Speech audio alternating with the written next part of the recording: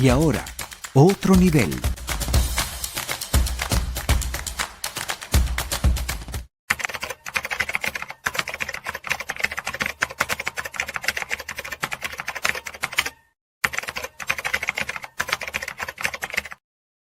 El ilustre gran amigo profesor Tulio Ramírez. Bienvenido, profe.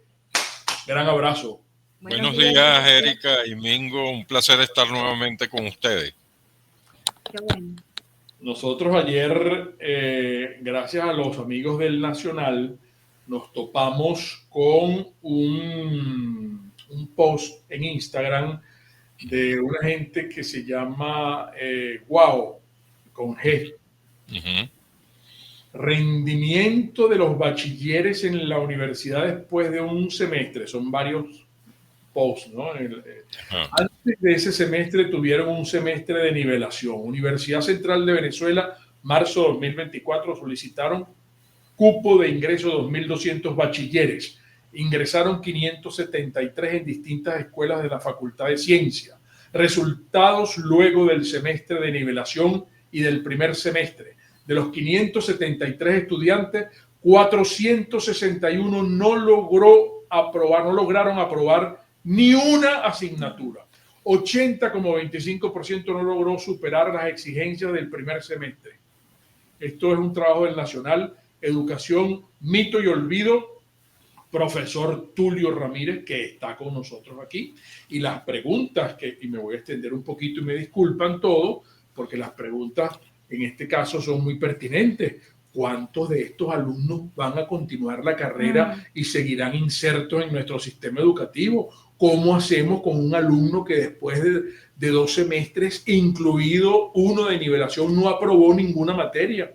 ¿Dónde estuvo la escuela básica, la educación primaria y la secundaria que recibieron estos bachilleres en los últimos 12 años lectivos?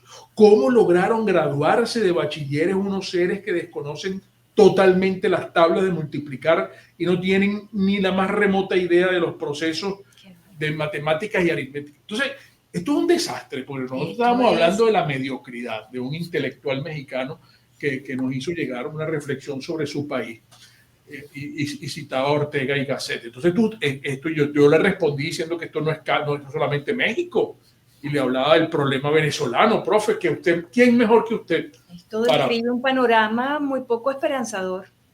Sí, esas cifras que comentas se replican en el resto de las facultades de la Universidad Central de Venezuela. De hecho, la decisión de las facultades fue organizar un semestre introductorio de nivelación propedéutico, semestre cero, que no está incorporado a la carrera, pero es la única manera de tratar de paliar las deficiencias con las que llegan los estudiantes del bachillerato a la universidad. Pero por supuesto, un semestre no es suficiente para compensar todas estas precariedades acumuladas durante los años de estudios en el liceo y en la primaria. Es un intento de las universidades por ayudar a solventar la situación, pero no es posible, no es la solución más adecuada, aunque por supuesto hay que aplaudir este esfuerzo porque estamos hablando de universidades cuyos profesores están ganando $10 mensuales. Profesores que se han ido a universidades que cada vez tienen más capacidad de atención, universidades cuyos laboratorios están prácticamente cerrados porque no hay reactivos con los cuales trabajar, universidades que tienen que restringir su capacidad de atención por todas estas dificultades. Entonces, ese esfuerzo de las universidades es loable, pero no es suficiente, porque la acumulación de precariedades y de no logro de competencias es muy grande. Difícilmente se puede solventar en un semestre. Ahora bien, ¿qué pasa con estos muchachos? En ese estudio que yo hice en la Facultad de Ciencia en el año 2024, donde el 63% no aprobó ninguna de las 3 asignaturas que cursó, pues la cosa es más grave, porque del otro 30%, 38%, no sabemos cuántos aprobaron una sola de las 3 o 2. Es decir, los que aprobaron las 3 materias es una minoría muy pequeña con respecto al grupo total. Ahora, los niveles de frustración por el fracaso académico es una de las motivantes de la deserción escolar. ¿Ok? Fíjate que no hablo de abandono, hablo de deserción, porque tú abandonas algo que quieres estudiar, tienes las competencias, pero hay aspectos que te impiden seguir, precariedades económicas, te casaste, conseguiste un empleo, tuviste que abandonar aunque no querías. Pero la frustración generada por el bajo rendimiento lo que te provoca es correr, ¿cómo diríamos? Igual que un soldado cuando está en la guerra que no quiere estar y entonces se va, Claro. incurre en la deserción. Bueno, esto es lo que puede suceder. Muchos de estos muchachos ante la frustración simplemente desertan. Ahora, esto es muy grave porque van a desertar a incorporarse a un mercado de trabajo que también está muy precario. Hay poca empleabilidad y si no tienen competencias en algún oficio, bueno, van a engrosar la economía informal o cosas no tan santas para lograr los recursos que se necesitan. Entonces, la situación es muy compleja. Ahora, la raíz del problema no está en la universidad y sus niveles de exigencia. La raíz del problema está en el sistema educativo previo. La calidad educativa ha descendido de manera considerable. Cuando ustedes y yo estudiamos el bachillerato, salíamos con competencia y éramos exitosos en la universidad. El término bachiller era muy respetado socialmente. Hoy en día, bueno, no sabemos la calidad, o mejor dicho, sí sabemos la calidad con la cual están saliendo estos muchachos, estos bachilleres, son, como ustedes lo dijeron en la noticia anterior, como falsos positivos. Es decir, un título que no está reflejando las verdaderas competencias que tienen estos muchachos. Pues Ahora, el bachiller puede ser cualquiera, entonces. Claro, porque además, en nuestra época, el estudiante que salía reprobado no pasaba nada, repetía. Ahora parece que la figura del reprobado es una cosa pecaminosa, no existe, y además los profesores, por higiene mental, un poco se plantean, bueno, que la vida los raspe, yo no lo voy a raspar, porque además los obligan desde instancias superiores a aprobar a los alumnos, aplicarles exámenes tantas veces hasta que el estudiante pase. Entonces, por higiene mental, economía de esfuerzo, el maestro simplemente en las primeras de cambio lo aprueba. Entonces así va acumulando deficiencias bajo la ilusión de que va avanzando en el sistema educativo. Cuando llega a la universidad nos encontramos con este desastre. Entonces, eso es de los bachilleres de la revolución, ese artículo que usted publicó. Sí. No sé si quiere aprovechar la oportunidad para aclarar, sí, porque nuestros amigos de Tal Cual nos enviaron con una nota diciendo que habían violentado tu artículo. Y entonces tú, sí, no sé si tú puedes explicar. Agregando cosas, no sé que si tú puedes explicar qué fue lo que pasó con el artículo. Sí, y gracias por la oportunidad. En el año, precisamente a propósito de esa investigación sobre el rendimiento en la Facultad de Ciencias, yo decidí escribir un artículo un poco comentando lo que era la educación en los años 60, en los años 70, inclusive hasta los años 80 en Venezuela. Y cómo un muchacho, coloco en el artículo un par de ejemplos, muchachos en condiciones socioeconómicas precarias, estudiaron un liceo público, se graduaron y hoy en día, porque eso es estrictamente cierto, están en los mejores hospitales del mundo y en las mejores petroleras del mundo. Una formación en la escuela pública venezolana y en la universidad pública venezolana, a diferencia de lo que está sucediendo hoy. Pero en aquella época teníamos profesores, un bachillerato exigente, profesores de calidad, bien pagados y con mística y vocación de trabajo. Ahora bien, ese artículo salió, fue muy leído, pero posteriormente salió como un recorte y pega de mi artículo con el mismo título y colocando mi autoría, donde se recoge solamente parte del artículo original y colocan unas expresiones que el que me conoce sabe que yo no. Claro. Primero, yo en mis artículos no hablo de mi currículum, que además hacen menciones de cosas que son totalmente falsas. Yo no he sido rector de la Escuela de Educación, porque además la Escuela de Educación de la UCB tiene un director, no un rector. Yo no he sido rector de posgrado de la UPEL, o sea, cosas que yo nunca diría. Y además expresiones y calificativos que tampoco yo diría en mi artículo. Entonces, claro, tal cual, como era de esperarse, sacó una nota aclaratoria. Sí. Y eso fue inclusive a comienzos de este año, y ha vuelto a salir ese artículo. Caray. Que me llama la atención. No sé con qué intención, la verdad, quizás soy muy ingenuo, pero oye, mi artículo fue descriptivo y quizás un poco para recrear lo que era la Venezuela que dejamos hace 30, 40 años, pero nunca para calificar de manera peyorativa cosas.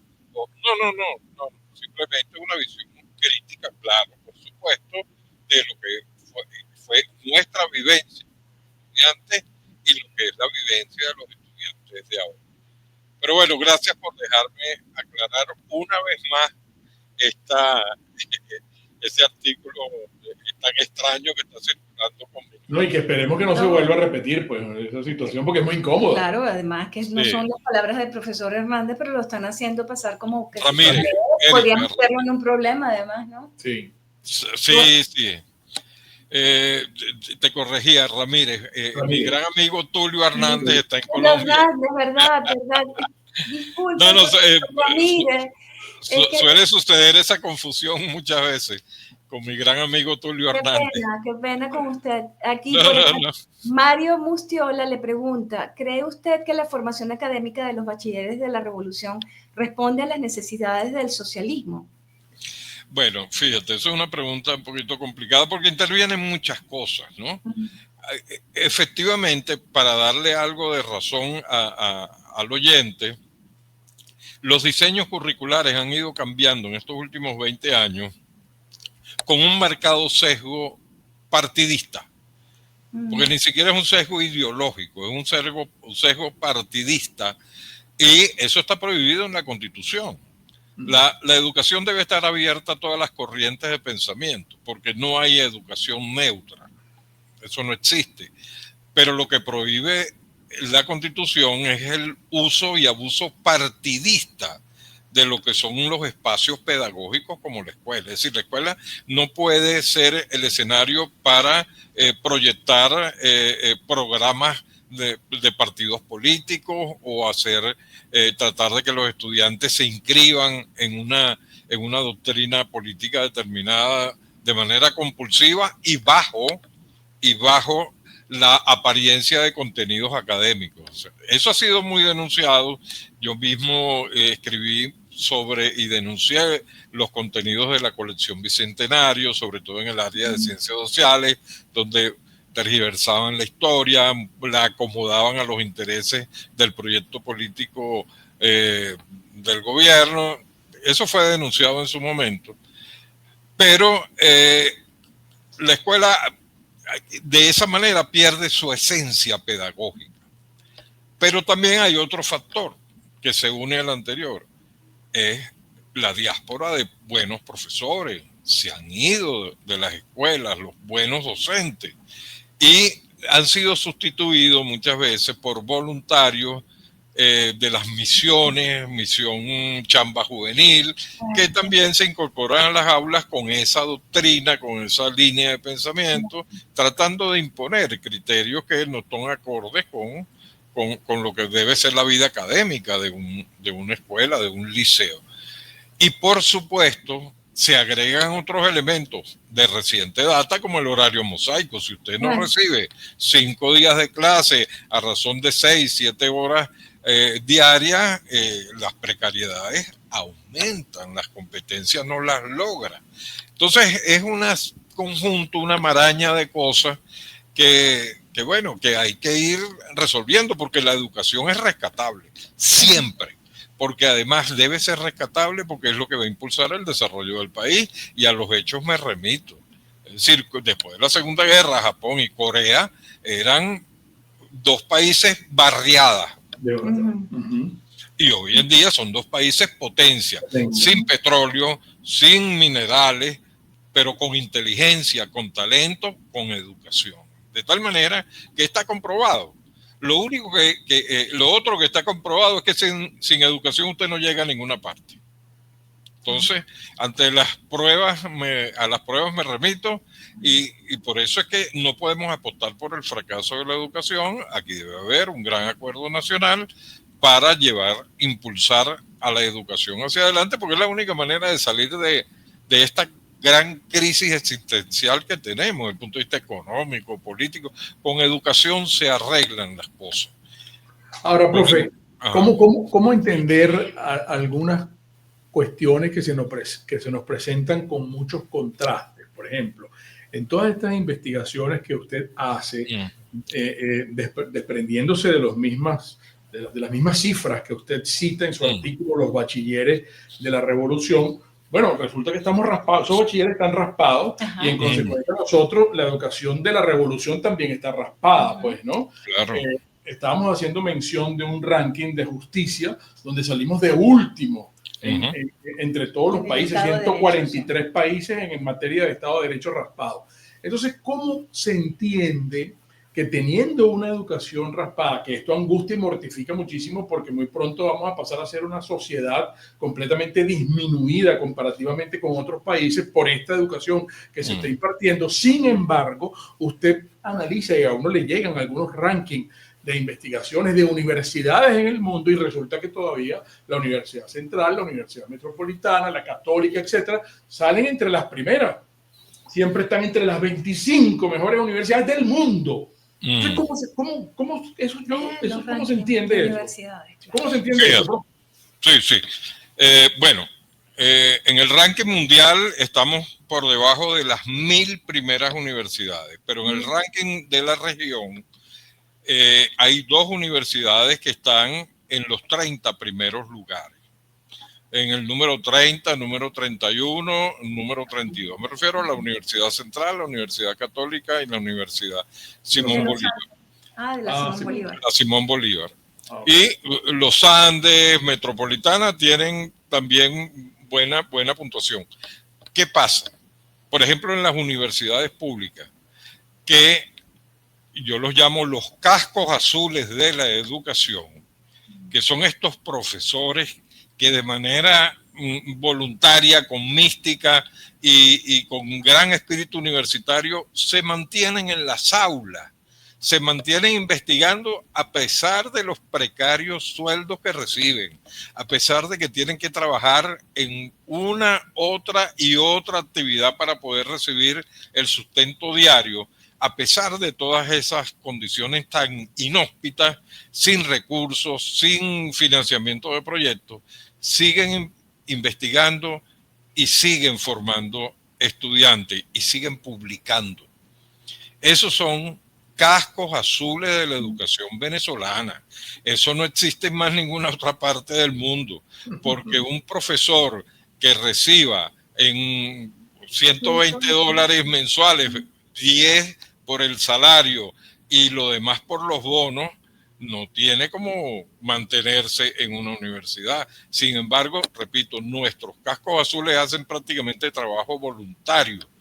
¿Por qué? Porque, bueno, la gran vocación, pero, ojo, más del 30% de la planta profesoral venezolana formada con los recursos de esta nación a nivel de pregrado y posgrado en las mejores universidades del mundo están prestando sus servicios en otros países, y con razón, pues tuvieron que atender solicitudes de oferta de trabajo para poder sobrevivir, tuvieron que irse, pero los que quedamos, aquí estamos luchando, y eso es lo que mantiene estas universidades en estos rankings. Imagínense si aquí se hubiesen quedado los que se fueron y la universidad estuviese recibiendo los recursos que necesita para funcionar, nuestros puestos en los rankings hubiesen sido mejores.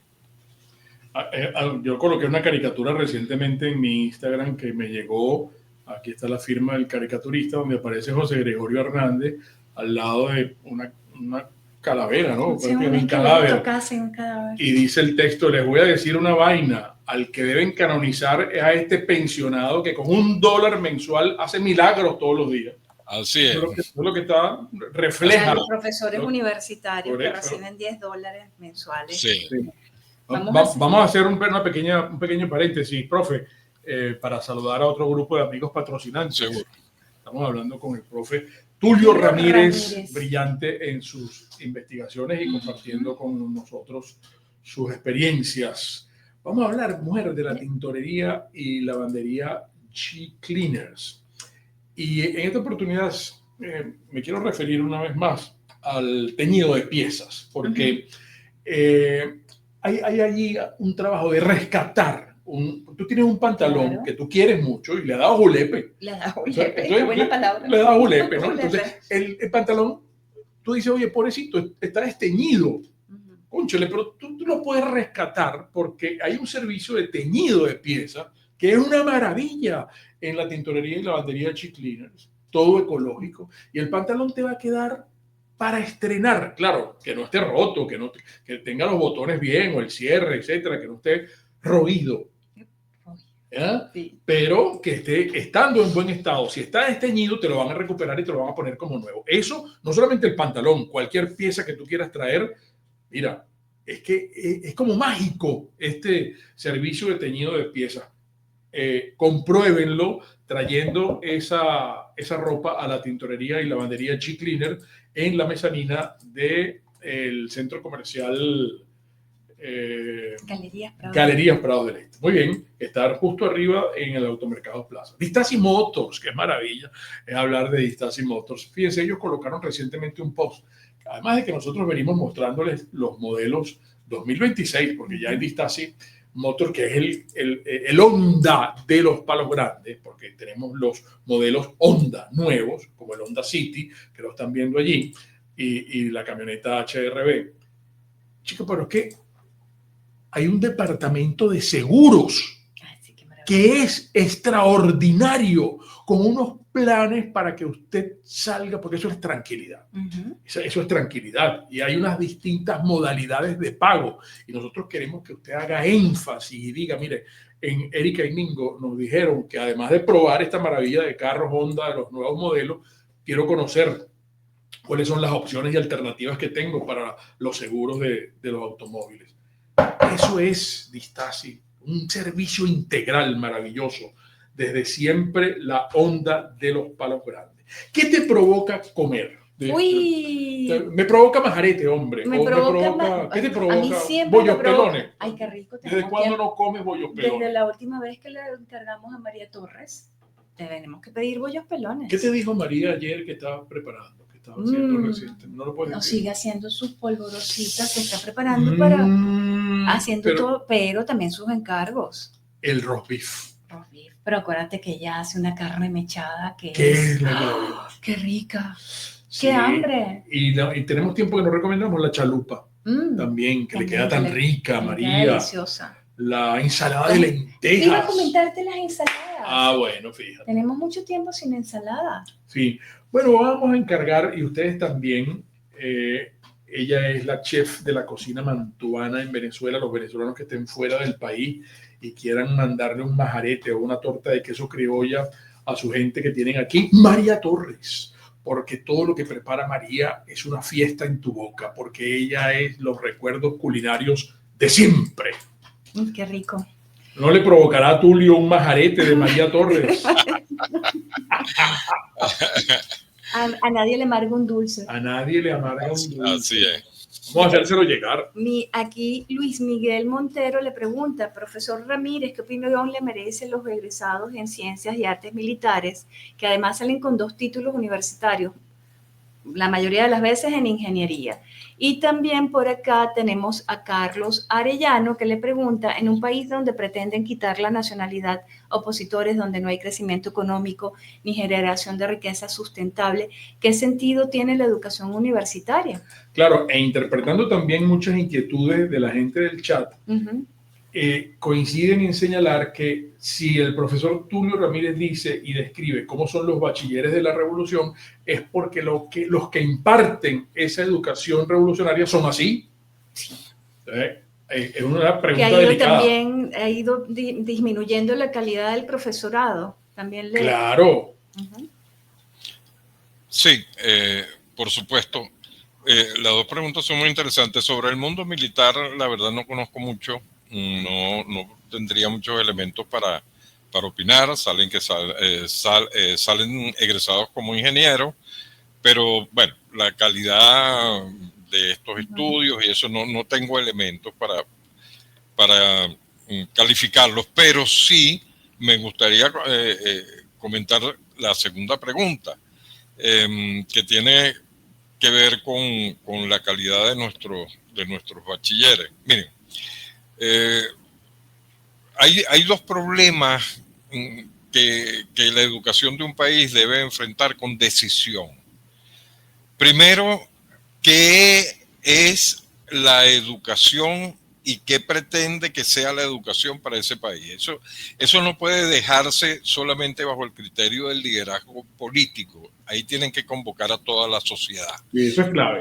Cuando hablo de toda la sociedad me refiero a empresarios, me refiero a comerciantes, me refiero a universitarios, académicos, filósofos, los gremios docentes, padres de familia, las academias nacionales. Es decir, debe haber un gran acuerdo nacional. En segundo lugar, la educación amerita inversión. No hay educación barata. Eso que llaman educación pública es la educación más cara que hay, precisamente porque subsidia a quien no la quiere pagar. Es decir, un sistema educativo barato no existe en ninguna parte del mundo. Y eso amerita voluntad política. Ahora, ¿por qué tienen que acordar entonces lo que debe ser la educación para un país los empresarios, por ejemplo? Porque ellos son uno de los que tienen que contribuir para el sostenimiento del sistema educativo. No solamente sobre la base de los recursos naturales, sino también sobre la base de la colaboración de la gente, porque todos somos beneficiarios de la educación. Ahora, hay población que no puede pagar, perfecto. Los que sí pueden pagar deben subsidiar. Y el Estado, por supuesto, nadie niega la rectoría del Estado en materia educativa, pero tiene que estar abierto a la participación y colaboración de los otros entes, porque la educación es tan compleja que el Estado solo no puede y no debería, más allá de establecer los lineamientos, no debería ocuparse exclusivamente del hecho educativo. Eso por una parte. Por la otra, nuestros docentes se han ido de la carrera docente y no hay generación de relevo, y tiene que ver estrictamente con la pregunta de nuestro amigo. ¿Por qué? Porque la carrera docente dejó de ser atractiva. Pero no solamente la carrera docente, ya la simbología que representaba los estudios universitarios ya no la representa ante la gente. Antes la educación universitaria era la culminación de la vida de un venezolano. O sea, toda familia, por más vulnerable, apostaba porque por lo menos uno de los hijos sea profesional universitario, porque era la garantía de salir de la pobreza. Hoy eso no es así.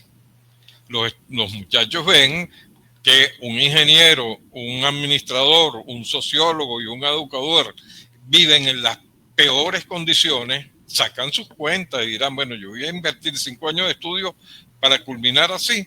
Entonces buscan otras alternativas más rápidas, aprender oficios, carreras técnicas o estas carreras muy novedosas que le generan algunas destrezas para emprender negocios de manera particular. Pero esa visión que en Venezuela caló y se dieron las condiciones para estructurar una clase media poderosa, que fue la educación, todo eso se está viniendo abajo. Ya no es atractivo porque no es garantía para salir de la pobreza. Nuestros padres dejaban de comer por llevarnos a la escuela, por mantenernos en la universidad, porque estaban seguros que esa era la clave del éxito de ese muchacho y, por supuesto, de la familia en general. Era un triunfo cuando se graduaba el primero de la familia en la universidad. Eso era, bueno, para presentárselo a todos los vecinos. Hoy en día no es así realmente. Y, por supuesto, esa visión que se tiene, esa esperanza que se tiene sobre la educación universitaria no es la misma que se tenía o que teníamos nosotros cuando ingresamos a la universidad. Era nuestro reto, nuestro destino manifiesto de usted, de esta casa, si no está graduado. Es verdad. Sí, esta casa no sale si no está graduado. No está graduado. Ya Sí. ni siquiera acompañan eso, pues saben que no es garantía. Entonces, bueno, es una situación muy, muy triste. Hay que recuperar el valor de la educación como mecanismo de ascenso social, como lo hubo aquí en este país en los años 60, 70, que repito, esta clase media poderosa que se creó en Venezuela fue producto de esa escuela pública, escuela pública de calidad, Sí. y de un programa que, como el Gran Mariscal de Ayacucho, que llevó a nuestros muchachos a las mejores universidades del mundo. Claro. Y regresaron a Venezuela a brindar su talento. Sí, así. Bueno, hay que volver a eso. En ese caso, todo tiempo pasado fue mejor. Sí. En este caso sí, pero bueno, los muchachos se van a hacer los posgrados y los reclutan y se quedan trabajando en otras empresas o investigando en otras universidades que no son las nuestras precisamente. Erika, y el tiempo corre en contra nuestra. Así es. Un muchacho se va y mientras más años pase afuera, menos probabilidades. Más se arraiga en el país donde se haya migrado, es así.